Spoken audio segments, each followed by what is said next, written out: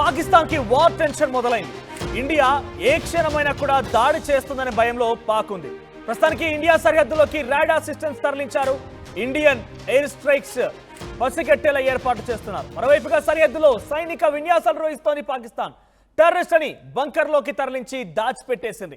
నియంత్రణ రేఖ వెంబడి కాల్పులు చోటు చేసుకుంటున్నాయి. ఇక యుద్ధ భయంతో రోజుకో ప్రకటన చేస్తున్నారు పాక్ మంత్రులు. ఒకరేమో అటు సింధు జలాల ఒప్పందాన్ని బ్రేక్ చేసిన తర్వాత తమ ప్రజలు మొత్తం కూడా నీళ్ల కోసం అల్లాడిపోతారు. డెఫినెట్గా జలాలు మావి, మేము కూడా మీరు గనక నియంత్రిస్తే నీళ్ళని గనక రాకుండా చేసినట్టయితే డిఫెన్స్తో ఫోర్స్తో సిద్ధంగా ఉన్నామంటారు.